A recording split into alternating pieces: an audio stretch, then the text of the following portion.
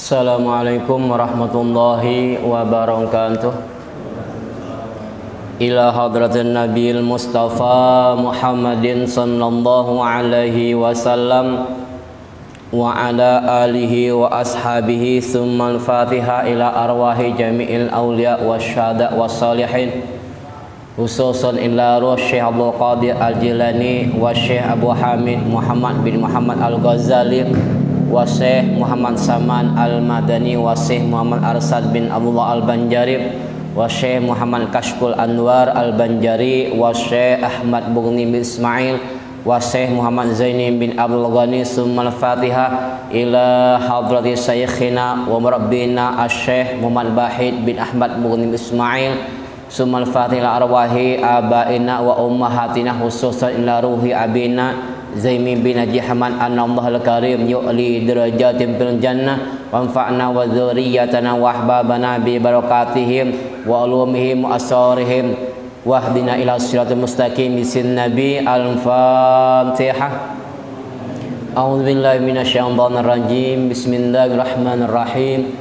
Alhamdulillahi rabbil alamin arrahmanir rahim maliki yaumiddin. Iyyaka na'budu wa iyyaka nasta'in ihdinas siratal mustaqim siratal ladzina an'amta 'alaihim ghairil maghdubi 'alaihim waladdallin. Amin. Bismillahirrahmanirrahim. Alhamdulillahi rabbil alamin wassalatu wassalamu ala asyrafil anbiya'i wal mursalin Sayyidina wa maulana Muhammadin wa ala alihi wa sahbihi ajma'in. Subhanaka la ilma lana illa ma'alamtana innaka antal alimul hakim wa la hawla wa la quwwata illa billahil aliyyil azim. Rabbi israh li sadri wa yassir li amri wahlul 'uqdatam min lisani yafqahu qawli. Qala al-musannif nafa'allahu ta'ala bihi wa bi ulumihi fid dharaini amin. Amma ba'du, para jamaah salat fardhu maghrib Masjid Nurul Ittihad rahimakumullah. Puji dan syukur kita senantiasa selalu kita panjatkan kehadir Allah Subhanahu wa Ta'ala dengan taufik, hidayah serta inayah dari Allah Subhanahu wa Ta'ala. Pada kesempatan malam hari ini kembali kita dikumpulkan oleh Allah Subhanahu wa Ta'ala di dalam tempat yang penuh dengan keberkahan ini dalam keadaan sehat wal afiat. Kemudian puji salawat dan salam selalu tercurah keharibaan baginda Nabi kita Muhammad sallallahu alaihi wasallam. Begitu juga kepada seluruh keluarga, sahabat, zuriat dan pengikut beliau ila yaumil qiyamah. Para jamaah rahimakumullah, kajian kita pada malam hari ini mengenal nama Allah Subhanahu wa Ta'ala Al-Quddus. Al-Quddus adalah nama Allah Subhanahu wa Ta'ala yang kelima setelah Allah Ar-Rahman, Ar-Rahim, Al-Malik, dan yang sekarang adalah Al-Quddus. Arti asma Allah Al-Quddus ini yaitu yang maha suci, suci dari segala sesuatu yang tidak patut atau suci dari segala sesuatu yang tidak pantas dengan Allah Subhanahu wa Ta'ala.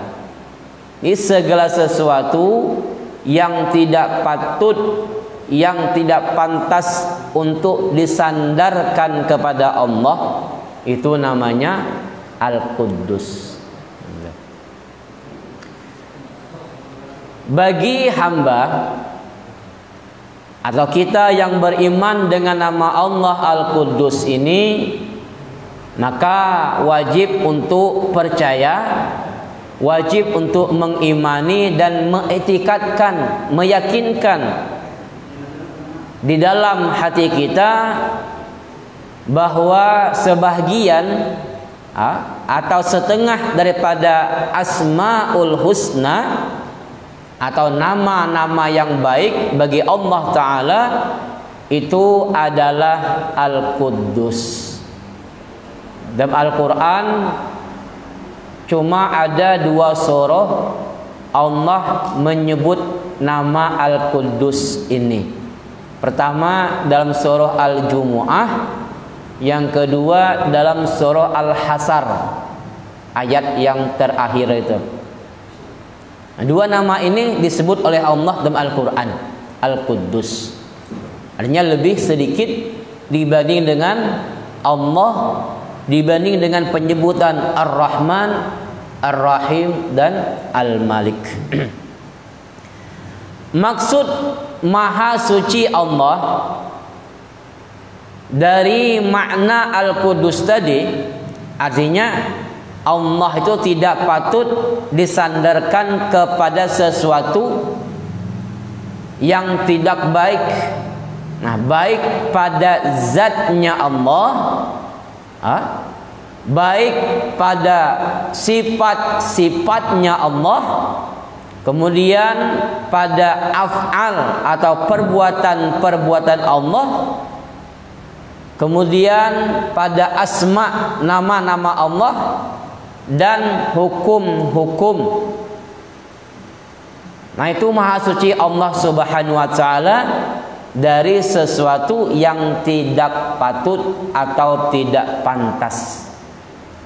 Maka kan kita mungkin sering biasa mengucapkan atau mendengar yang baik itu dari Allah Subhanahu wa Ta'ala, yang jahat itu dari diri kita pribadi. Benar ya? Nah, artinya apa? Kenapa kita menyandarkan yang tidak baik dari kepada diri kita?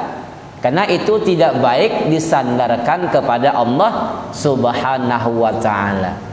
Bahkan nanti disebutkan, walaupun kalimat itu baik, kayak khairun, al-khairu, atau hasanun, al-hasan, itu kan artinya bagus atau baik, tapi itu bukan nama daripada Asmaul Husna. Tidak ada kita mendengar ya khair, ya hasan, kita berdoa ya khair, wahai yang baik. Nah, itu kan tidak pernah. Kenapa? Karena itu bukan nama Allah Subhanahu wa Ta'ala, sekalipun kalimat tersebut artinya baik. Nah, tapi bukan min asma'il husna, lapas al-hasan, lapas al-khair, bukan daripada nama-nama Allah. Makanya nama-nama Allah itu sudah dikelompokkan oleh para ulama kita berjumlah 99. Artinya jangan sampai nama-nama yang sudah dikelompokkan oleh para ulama kita itu kita kurangi atau kita tambah. Mungkin kita menemukan kalimat yang baik, sehingga kita tambahkan nama Allah yang 99. Nah, itu tidak. Tidak. Karena setiap yang baik itu juga tidak mesti disandarkan kepada Allah Subhanahu wa Ta'ala, seperti nama al-khairu tadi atau kalimat al-hasan. Nah, jadi Maha Suci Allah Subhanahu wa Ta'ala pada zatnya, dalam arti apa? Zat Allah Subhanahu wa Ta'ala itu tidak sama dengan makhluk. Ini, kalau kita kan bentuk tubuh kita itu terdiri dari berbagai macam, mulai dari umpama tangan kita, di luar ini ada yang namanya kulit, ke dalam lagi daging, tulang, kemudian ada urat-uratnya dan sebagainya. Berarti ada susunan daripada batang tubuh kita tadi. Itu makhluk. Nah, zat Allah Subhanahu wa taala mustahil seperti makhluk. Dan sudah sama kita ketahui, kita maklumi, kalau Allah sama dengan makhluk itu hukumnya mustahil. Allah sama dengan makhluk itu hukumnya mustahil. Makanya zatnya Allah tidak boleh kita serupakan atau kita samakan dengan makhluk. Maha suci. Nama Allah yang menolak hal tersebut adalah Al-Quddus. Al-Quddus. Kan biasa kita mengartikan nama Al-Quddus ini Maha Suci. Benar ya?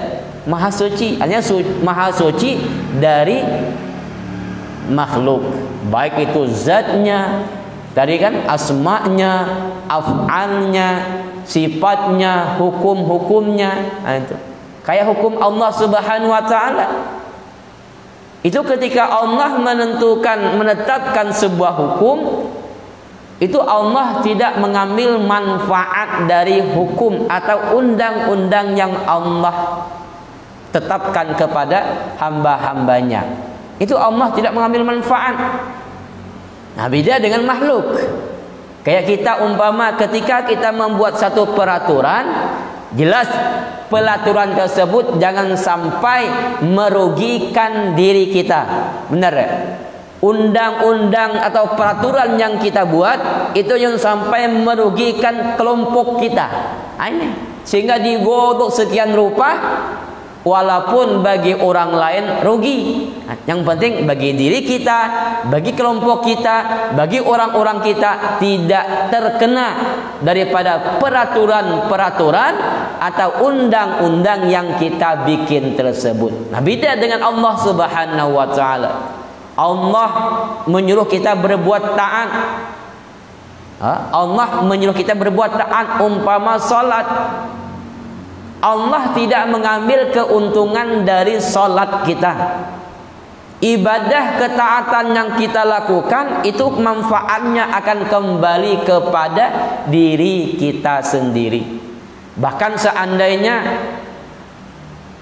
mulai dari Nabi Adam alaihissalam, mulai dari orang yang Allah ciptakan sampai akhir zaman, sampai hari kiamat, seluruhnya beribadah, kata ulama, seperti baginda Nabi kita Muhammad sallallahu alaihi wasallam.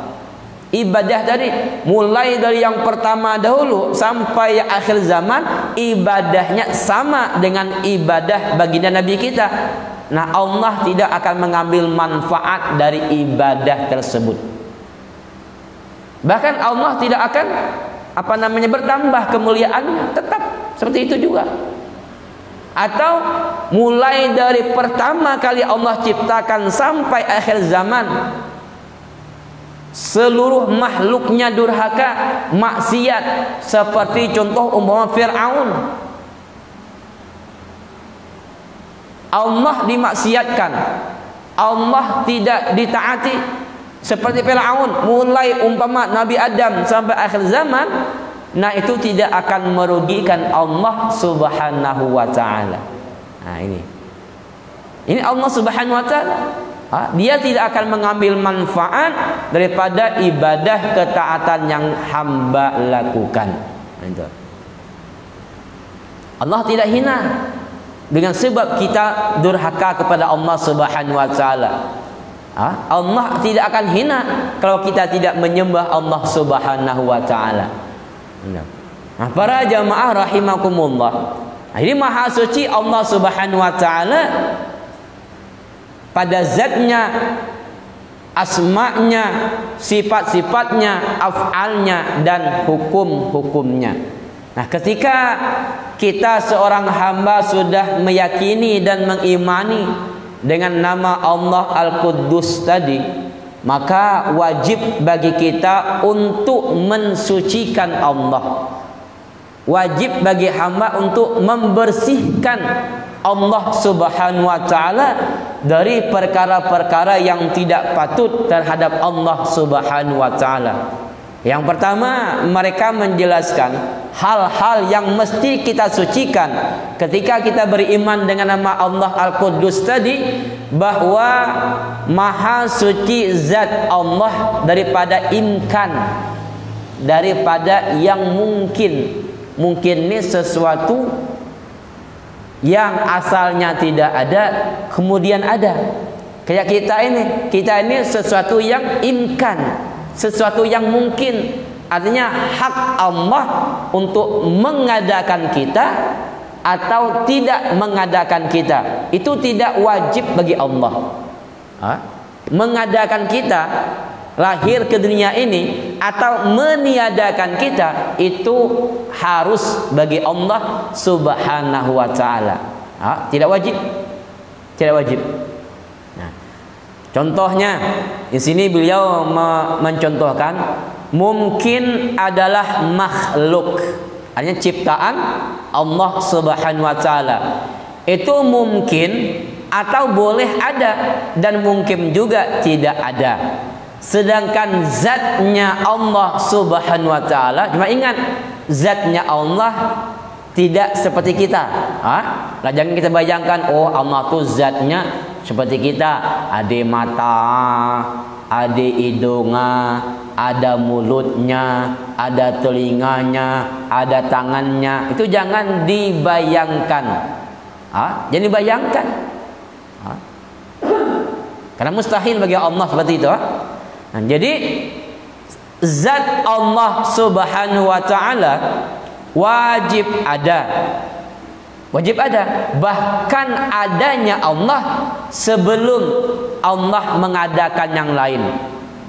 Kadang-kadang kita, ini kata ulama, bisa juga dengan perkataan kita itu merusak keimanan kita.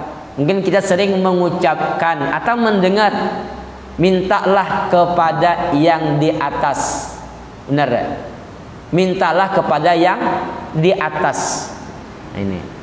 Ini kan seolah-olah Allah itu bertempat, benar? Seolah-olah Allah itu bertempat. Kita mengucap kalimat mintalah kepada yang di atas. Padahal itu tidak boleh kita ucapkan. Bahkan bisa meruntuhkan akidah kita. Lebih baik kita ucapkan mintalah kepada Allah Subhanahu wa ta'ala, mintalah kepada zat yang kaya. Lebih baik itu kita ucapkan daripada minta yang di atas. Yang di atas banyak kan? Yang di atas banyak, benar kan? Nah, itu. Jadi mengucapkan kalimat itu kata ulama bisa membahayakan keimanan kita. Seolah-olah Allah itu bertempat. Padahal Allah tidak bertempat. Bahkan sebelum Allah menciptakan tempat, Allah sudah ada. Ini. Jadi wajib bagi zat Allah Subhanahu wa ta'ala itu ada. Dan maha suci dari imkan. Juga maha suci zat Allah daripada bisa diperdapati oleh panca indera. Bisa diraba umpamakan. Nah ini kan mustahil itu. Makanya ketika ada seorang ulama, ketika beliau dalam keadaan mabuk, mungkin karena tergoda kan, itu dikisahkan, datang iblis menyuarakan, wahai fulan, engkau tidak usah beribadah lagi, karena engkau sudah menjadi kekasih aku. Kata suara tadi, ini syaitan, iblis, untuk merusak keimanan seseorang tadi. Wahai si fulan, engkau tidak usah berbuat taat lagi, karena engkau sudah menjadi kekasih aku. Seandainya itu terjadi pada diri kita, kira-kira ingin tidak kita? Ingin lah. Mang, kalau suarakan, amang dia usah semayang lagi, karena amang sudah menjadi kekasih aku. Kata suara tadi, nah, ialah nak kita. Masuk bulan puasa ada suara mang, amang dia usah puasa lagi karena amang sudah menjadi wali Allah Ta'ala. Kira-kira ingin deh kita? Ingin lah dia puasa lagi kan? Ada lapar dia ngerokok pacak siang kan? Ini. Tapi si fulan tadi ketika mendengar suara ini, wahai si fulan, engkau tidak usah berbuat taat lagi karena engkau sudah menjadi kekasih aku. Apa yang dia lakukan? Dia mengatakan, hai suara, nampakkan diri engkau, niscaya akan aku bunuh engkau. Nah, ini. Kenapa? Karena dia meyakini bahwa itu bukan Allah Subhanahu wa Ta'ala. Itu bukan suara Allah Subhanahu wa Ta'ala, tapi suara iblis laknatullah. Nah. Karena Allah sebagaimanapun dia tetap untuk menyuruh hambanya berbuat taat. Contoh baginda Nabi kita Muhammad sallallahu alaihi wasallam dan utusan-utusan Allah yang lain, nabi-nabi lain, rasul-rasul lain, itu mereka sampai akhir hayat mereka tetap berbuat taat kepada Allah Subhanahu wa Ta'ala. Nah, kita ini kadang-kadang sudah merasa mulia kan, apalagi ada bisikan dari luar tadi kan. Nah, kita sudah mengundurkan diri untuk berbuat taat. Rasulullah sampai akhir hayat beliau tetap beliau sholat, tetap beliau sembahyang. Nah, kalau di tempat kita dulu ada pernah di satu tempat itu ada seorang guru mengajar. Nah, dia memberi ijazah sertifikat kepada murid-muridnya. Cuma bayar, nebus apa bisa kita maharnya. Nah, itu beliau menjamin tidak usah sholat lagi, tidak usah puasa lagi, dan beliau menjamin masuk ke surga bagi orang-orang yang mau mengikutnya. Ini. Tapi alhamdulillah tempat kita aman, dia yang seperti itu. Seandainya ada, aku yakin banyak pengikutnya. Benar, banyak pengikutnya. Bayar umpama 5 juta dapat sertifikat, dia usah ibadah lagi. Masuk bulan puasa, dia usah puasa lagi. Aku yakin banyak pengikutnya. Buktinya di luar sana ada orang ngaku jadi nabi, banyak pengikutnya. Padahal sudah kita maklumi baginda Nabi kita Khatamul Anbiya, penutup sekalian Nabi. Artinya setelah beliau tidak ada lagi Nabi. Benar ya? Tapi ketika ada orang mengaku menjadi Nabi, banyak pengikutnya. Ada yang ngaku jadi Jibril, banyak pengikutnya. Ini. Karena lemahnya iman kita tadi ya. Lemah iman kita pagi diiming-imingi dengan janji-janji manis tadi ya. Nah, kalian kalau belajar dengan aku pasti masuk ke surga. Aneh. Siapa yang enggak kan? Benar? Siapa yang enggak? Pasti mau semua. Nah, tapi kita jangan tergiur hal-hal yang semacam itu. Jadi Allah Subhanahu wa Ta'ala itu tidak bisa didapati dengan panca indera kita, tidak bisa dilihat, tidak bisa diraba dan sebagainya.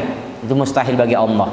Atau dihayalkan rupa-rupanya. Nanti kau katakan tadi kan, kita menghayal rupa Allah itu seperti mana bentuknya. Nah, itu dia usah dihayal-hayal. Takutnya ujung-ujung kita ngaret kaleng lah kan. Stres, benar? Menghayal. Kenapa? Karena yang kita hayal ini tidak mungkin untuk dihayalkan. Stres, kita depresi lah, masuk ke jiwa kan. Ini gara-gara kita menghayalkan rupa Allah Subhanahu wa Ta'ala. Itu mustahil, dia usah dihayalkan. Yang penting kita mengimani Allah itu ada. Wajib zatnya ada, bentuk rupanya tidak usah dipikir atau dihayal-hayalkan. Nah, di maha suci zat Allah Subhanahu wa Ta'ala dari yang mungkin. Ini kita mensucikan zatnya Allah. Yang kedua, maha suci sifat-sifat Allah Subhanahu wa Ta'ala dari tiap-tiap yang kurang atau yang cacat. Itu mustahil. Kan maha suci itu artinya mustahil, tidak mungkin terjadi, itu namanya maha suci itu. Maha suci itu.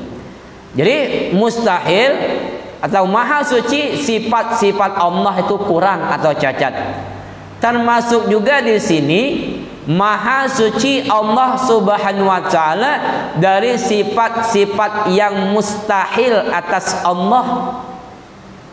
Seperti Allah jahil, seperti Allah lupa, seperti Allah tidur, seperti Allah, pokoknya yang kurang-kurang lah. Nah, itu mustahil. Maha suci dari bersifat lemah. Ini. Maha suci dari lemah, tidak berkehendak, jahil dan sebagainya dari sifat-sifat yang mustahil terhadap Allah Subhanahu wa taala. Seperti kita belajar sifat 20 kan? Itu. Sifat yang wajib, sifat yang mustahil. Nah, itu yang mustahil itu tidak mesti terjadi pada zat atau sifat Allah Subhanahu wa taala. Itu yang kedua. Di sifat-sifat Allah itu mustahil kurang. Nah, makanya Allah kan memiliki sifat-sifat yang kamil, sifat kesempurnaan. Nah, beda dengan kita makhluk. Kita makhluk ini walaupun punya kelebihan, tapi masih ada ujung-ujungnya tapi. Nah, ini kan tapi. Nah, tapi itu menunjukkan kekurangan. Tapi itu menunjukkan kekurangan. Si A itu orangnya ganteng, tapi agak kurang lah. Yang namanya kamil, namanya sempurna, tidak ada lagi tapi itu. Tetapi itu tidak ada lagi. Itu yang namanya kamil, dan itu hanya milik Allah Subhanahu wa taala. Para jamaah rahimakumullah, yang ketiga, maha suci perbuatan Allah daripada mengambil contoh. Umpama Allah ingin menciptakan si fulan, Allah ingin menciptakan si fulan, itu mustahil bagi Allah mengambil contoh untuk bikin si fulan ini dengan yang lain. Beda dengan kita. Kalau kita umpama ingin melukis atau ingin membuat sesuatu, pasti ada sebelumnya rancangan, denah-denah yang mesti kita buat. Umpama kita kayak membangun sebuah rumah. Nah, sebelum kita bikin rumah itu ada rap. Rapnya itu. Bagaimana pondasinya, bentuknya, tiangnya, atapnya. Nah, itu ada sudah yang kita bikin contohnya, sehingga orang yang mau bikinnya melihat denah atau foto yang kita bikin tadi. Nah, berarti kita membikin sesuatu, ingin mengadakan sesuatu, mesti ada contoh yang kita ikut. Nah, Allah Subhanahu wa taala mustahil. Jadi ingin mencipta apapun Allah, ingin mengada apapun Allah, dia tidak mengambil contoh yang sebelum-sebelumnya. Contoh lain, Allah menciptakan, mengadakan seorang hamba, Allah takdirkan lahir kembar. Itu kalau kita teliti dengan seksama, anak yang lahir kembar, walaupun secara kasat mata kita sama, bagaikan istilah tuh, pinang dibelah dua, tapi pasti ada bedanya yang kembar tadi. Benar ya? Pasti ada bedanya, tidak sama. Contoh lain, kayak sidik jari kita. Berapa makhluk Allah Subhanahu wa taala itu sidik jarinya tidak ada yang sama. Benar tak? Tidak ada yang sama sidik jarinya. Garis-garis ini kan, umpama kita bikin SIM, itu kan harus pakai sidik jari ya. Kita bikin KTP elektronik kemarin kan pakai sidik jari. Nah, itu semuanya tidak ada yang sama. Tidak satu pun yang sama. Nah, inilah menunjukkan sempurnanya Allah Subhanahu wa taala, menunjukkan bahwa Allah menciptakan sesuatu tidak Apa bahasa kita? Mengcopy paste sesuatu yang sebelumnya. Nah, ini. Kalau copy paste meniru pasti sama kan? Pasti sama. Nah, ini tidak. Ini menunjukkan sempurnanya Allah Subhanahu wa taala. Jadi maha suci Allah daripada mengambil contoh. Maksudnya Allah Subhanahu wa taala dalam menciptakan alam ini semuanya tidak ada mencontoh. Tidak ada mencontoh. Siapapun dan juga maha suci Allah dari pembantu. Ketika Allah ingin membuat sesuatu, mencipta sesuatu, Allah tidak minta bantuan kepada malaikat. Atau bantuan dalam berbuat. Nah, tidak juga. Itu semata-mata adalah dari Allah semata. Tapi kita bertanya, Ustaz, kenapa Allah menciptakan malaikat-malaikat? Benar? Allah menciptakan malaikat. Allah mengutus para rasul. Berarti Allah perlu bantuan. Nah, ini sebagai isyarat pelajaran bagi kita. Artinya, walaupun kita punya kekuasaan penuh, tetap kita sebagai hamba masih memerlukan orang lain. Nah, ini Allah mencontohkan kepada kita. Kayak menciptakan langit dalam waktu 7 hari. Padahal kun kata Allah jadi. Kun kata Allah jadi. Tapi ini ibarat pelajaran bagi kita bahwa dalam berbuat sesuatu kita jangan tergesa-gesa. Al-ajalu minasyaiton, tergesa-gesa itu dari syaiton. Artinya apa? Kalau kita ingin melakukan sesuatu, maka kita harus memikirkan dengan matang. Maka dalam agama Islam ada istilah sholat sunat istikharah. Kita minta petunjuk. Umpama kita ingin musafir, kita ingin melakukan sesuatu. Nah, itu kita dianjurkan untuk sholat istikharah, minta petunjuk dari Allah Subhanahu wa taala, apakah sesuatu yang ingin kita lakukan ini baik atau tidak. Nah, ini minta petunjuk dulu dengan Allah. Kita nak nikah umpamakan, kira-kira calon yang aku pilih ini baik atau tidak. Nah, istikharah dulu. Nanti mungkin diberi Allah petunjuk dalam mimpi kan. Nah, ini agar apa? Agar sesuatu yang kita lakukan tidak menjadi penyesalan bagi kita. Ini.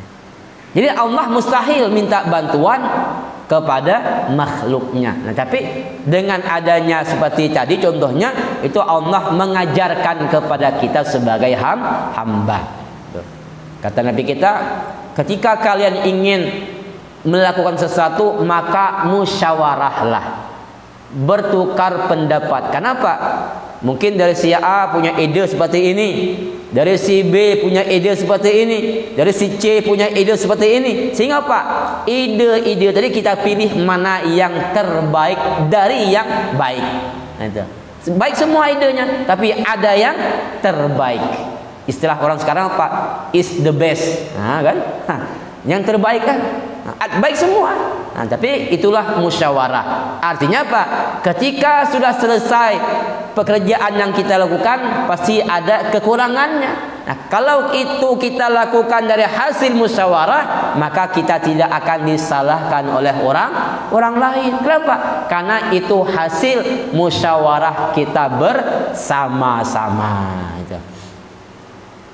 Nah, para jamaah rahimakumullah. Yang keempat, maha suci asma Allah Subhanahu wa ta'ala dari tiap-tiap yang tidak patut atau yang tidak layak terhadap Allah Subhanahu wa ta'ala.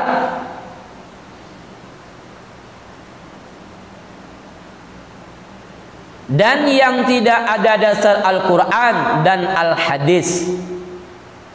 Dengan pengertian bahwa asma Allah Subhanahu wa taala tidak bisa ditambah ataupun dikurang dari apa-apa yang telah ditetapkan oleh Al-Qur'an dan Al-Hadis.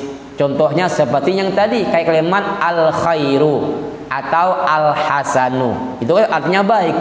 Tapi itu tidak dimaktub oleh Allah dalam Al-Qur'an.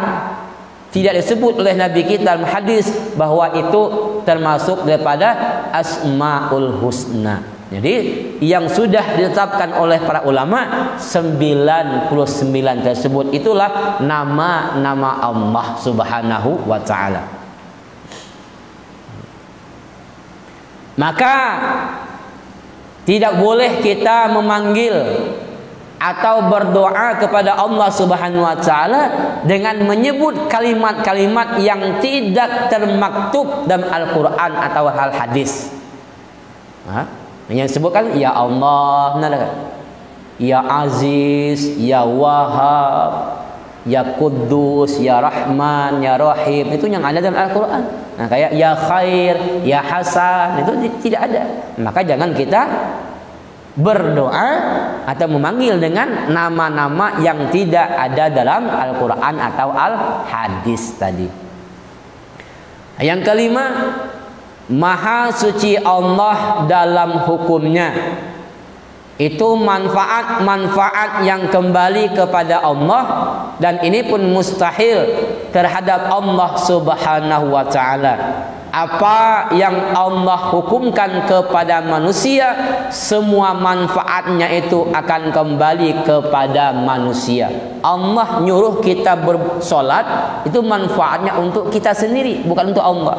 Allah nyuruh kita puasa, itu manfaatnya untuk kita sendiri, bukan untuk Allah Subhanahu wa taala.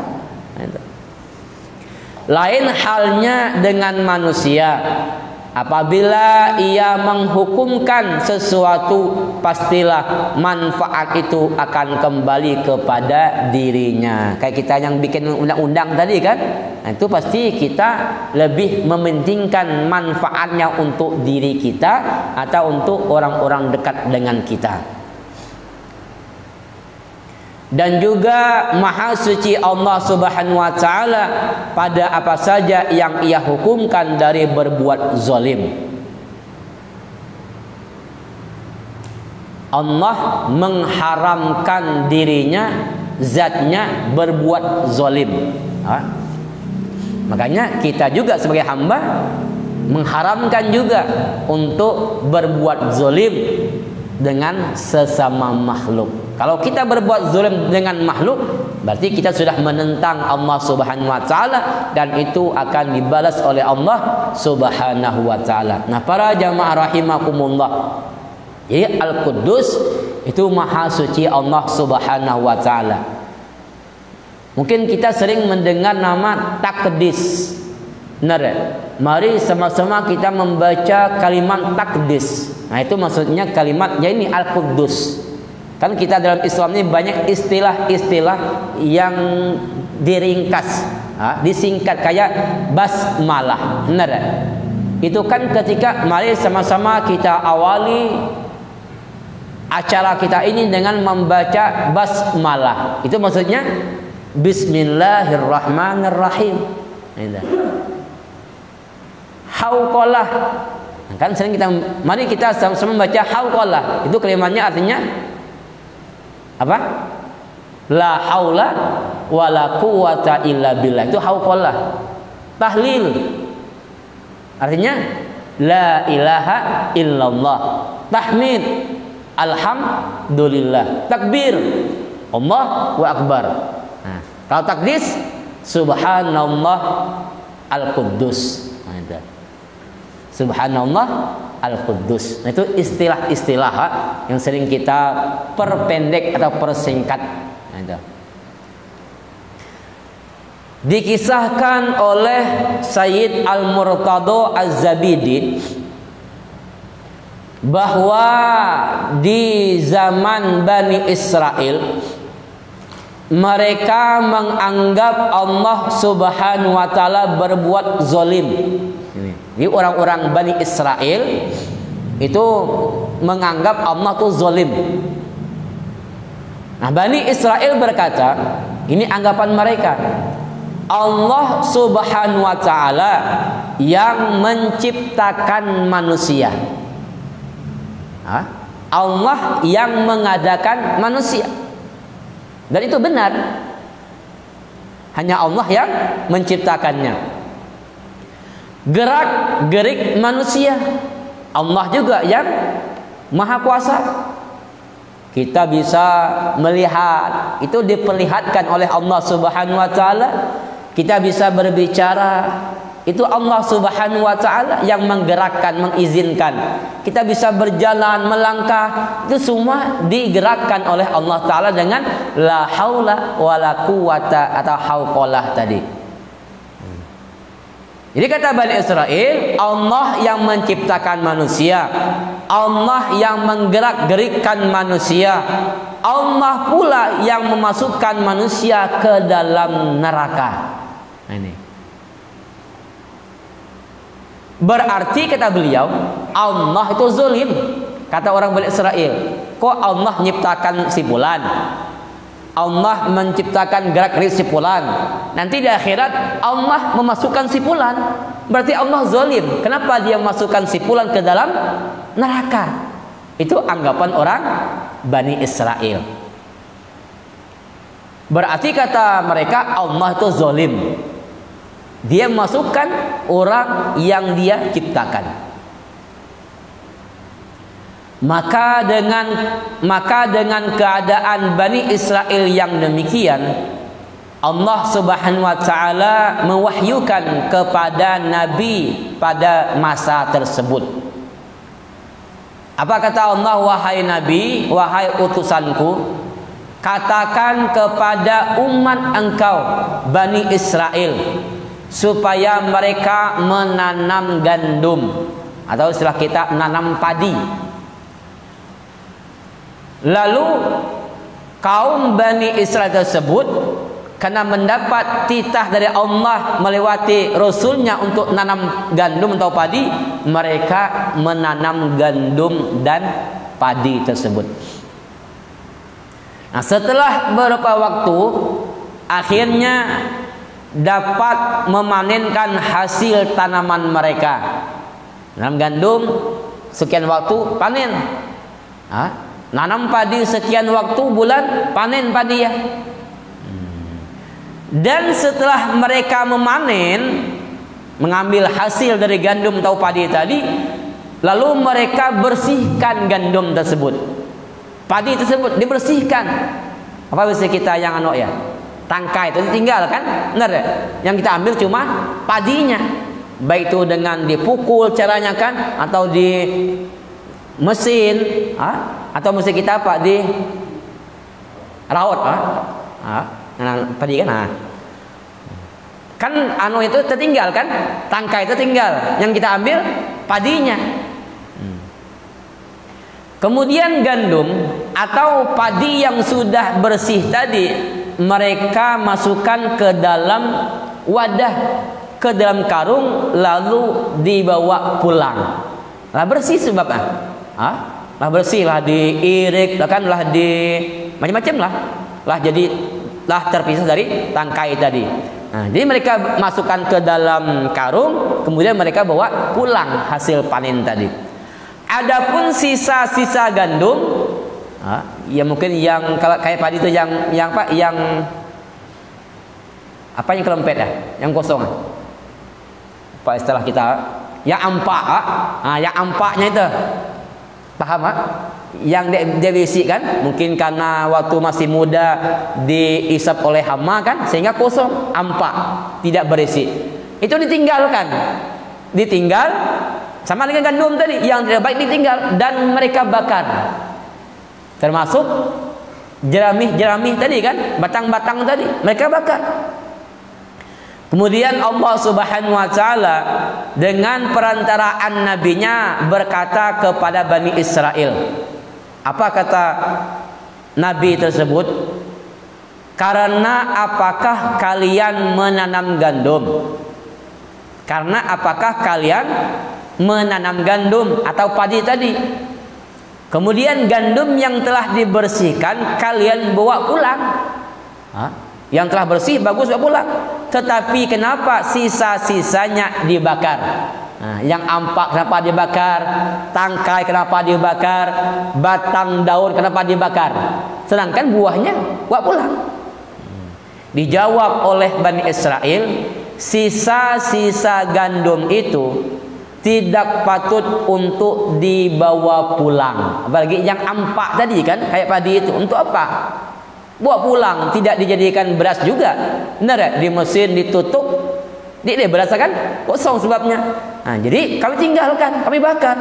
Itu alasannya. Jadi sisa-sisa gandum itu tidak patut untuk dibawa pulang. Sepantasnya dibakar saja. Ini. Lalu Allah Subhanahu wa taala berkata lagi, wahai Bani Israel. Ini Allah menolak perkataan Bani Israel. Mereka mengatakan Allah itu zalim. Allah ciptakan manusia, kemudian nanti Allah masukkan mereka ke dalam neraka. Ini zalim kata mereka Allah. Dia Allah memberi kiasan gambaran seperti itu tadi. Suruh nanam padi, nanam gandum, lah panen, hasilnya yang baik mereka bawa pulang, yang tidak baik mereka bakar. Jadi kata Allah, demikian juga aku membakar seseorang dengan api neraka. Setelah Allah ciptakan, Allah hidupkan sekian tahun sampai habis usianya, nanti terjadi kiamat, diproses, dan ini hamba Allah masukkan ke neraka. Begitu juga kata Allah, karena memang seseorang itu memang patut untuk dibakar. Seseorang tadi memang aku ciptakan, tapi aku bakar, memang patut untuk dibakar. Sedangkan orang-orang yang tidak patut untuk dibakar, maka ia aku masukkan ke dalam surga. Ini. Makanya kita mempunyai perjanjian dengan Allah ketika kita berada di dalam rahim ibu kita. Cuma kita diingat lagi, benar ya? Dia ingat.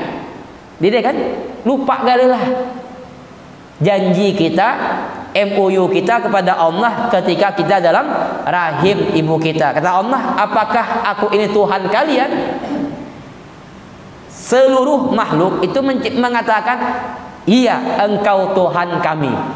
Baik itu yang beriman setelah lahirnya atau yang tidak beriman, semuanya mengakui Allah itu sebagai Tuhan. Itu janji kita. Tetapi ketika Allah lahirkan kita ke dunia ini, ada sebagian kita yang melupakan janji ketika dalam rahim tersebut. Buktinya apa? Mereka tidak beriman kepada Allah Subhanahu wa taala. Bahkan ada yang beriman tapi tetap menduakan, mensukutui Allah Subhanahu wa taala. Ada yang menuhankan jabatan, ada yang menuhankan harta, ada yang menuhankan makhluk, sebagainya. Ini kan berarti dia sudah mensekutui Allah Subhanahu wa taala. Makanya syirik itu kan ada dua, ada syirik jali, ada syirik khafi. Nah, jali itu jelas menyembah selain Allah Subhanahu wa taala, menyembah pohon, menyembah batu, menyembah api kan? Nah, itu jelas syirik jali. Nah, yang kedua syirik khafi. Nah, ini yang kadang-kadang tanpa kita sadari. Kita berbuat taat seolah-olah kita yang berbuat. Seolah-olah kita yang berbuat, padahal itu semua adalah karunia dari Allah Subhanahu wa taala. Kita bisa ibadah itu atas pertolongan Allah, bukan karena alimnya kita, bukan karena pahamnya kita agama. Semua itu dari Allah Subhanahu wa taala. Kita bisa hadir di majelis taklim itu bukan karena kita orang yang rajin nuntut ilmu, tapi memang Allah gerakkan hati kita untuk hadir di majlis ilmu, untuk hadir di tempat-tempat yang penuh dengan keberkahan. Nah, ketika seseorang tadi lahir ke dunia, dia masih memegang teguh janji dengan Allah Subhanahu wa taala, dia beriman kepada Allah, dia jaga amanah Allah tersebut sampai akhir hayat dia. Artinya apa? Dia tidak menduakan Allah, dia tidak mensekutuai Allah, dia jaga syahadatnya, asyhadu alla ilaha illallah wa asyhadu anna muhammadur rasulullah. Itu sampai akhir hayatnya dia jaga. Sehingga apa? Ini orang bersih. Ini orang bersih seperti padi atau gandum tadi. Dibawa pulang. Artinya ketika dia bersih, Allah masukkan mereka ke dalam surganya Allah Subhanahu wa ta'ala. Tapi ada dari sekian mereka tadi, hamba tadi, yang mengingkari janji dengan Allah Subhanahu wa ta'ala. Dia lupakan janji dengan Allah Subhanahu wa ta'ala. Ketika dia hidup di dunia, walaupun dia beribadah, tapi dia menyembah selain Allah. Syirik khafi tadi. Merasa dia yang bisa beribadah kan? Ini merasa dia yang paling alim, merasa dia yang paling hebat, atau dia menuhankan hartanya, menuhankan jabatannya, menuhankan makhluk. Artinya apa? Dia bersandar pada makhluk. Untung, Aisyah, untung aku ada si fulan. Nah, berarti kan dia bersandar dengan makhluk. Kalau si fulan tidak ada, kalang kabut, benar deh. Ini orang berarti dia dalam kehidupannya ada kotorannya, hatinya kotor, dia menyekutui Allah, syirik khafi tadi, maka Allah titipkan dahulu, Allah bersihkan ke dalam neraka. Kalau ketika meninggalnya masih ada iman. Inilah contohnya.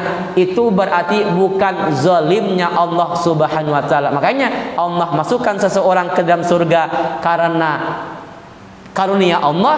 Allah masukkan seseorang ke dalam neraka karena keadilan Allah, bukan karena zalimnya Allah Subhanahu wa ta'ala. Para jamaah rahimakumullah, insyaallah nanti kita sambung pada pertemuan berikutnya. Al-Fatihah. A'udzubillahi minasyaitonir rajim. Bismillahirrahmanirrahim. Alhamdulillahirabbil